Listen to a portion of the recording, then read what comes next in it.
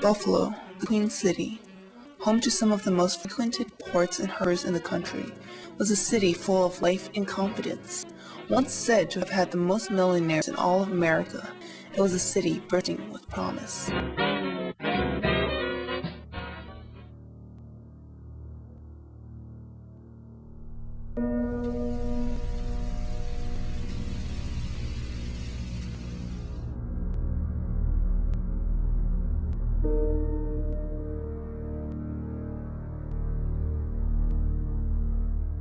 Bearing the marks of time, Buffalo's historic architecture is a memory of a Buffalo that once stood tall and proud among the great cities of America.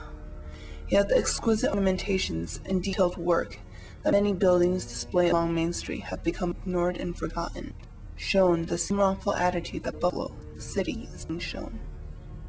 Can Buffalo ever stand strong again? Do the glory days have to be but a memory?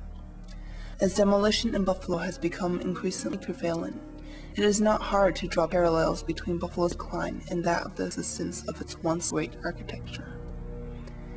Yet can there be hope that a change will occur in the direction of our architecture and city? Change is not merely a word that we can talk about.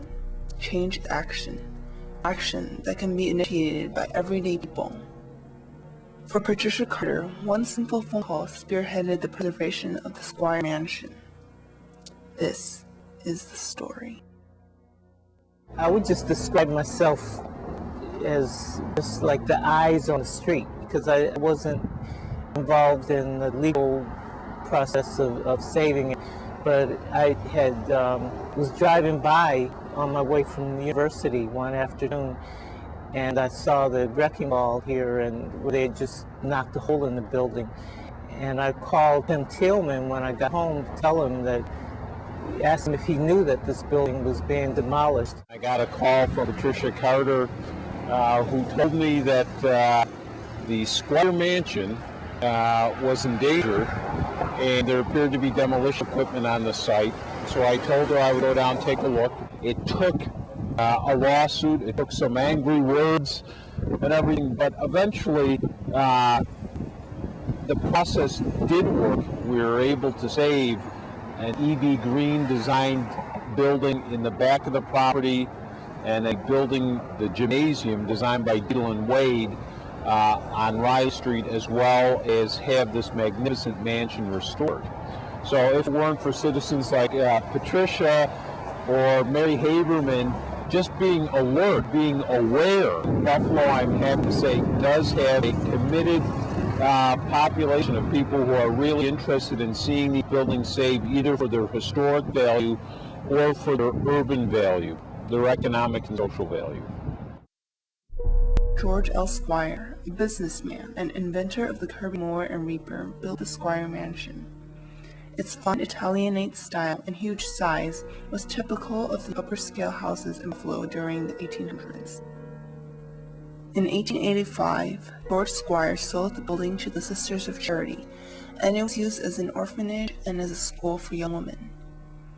Today, it is the headquarters for the Literacy Volunteers, and it continues its tradition of furthering education in Buffalo.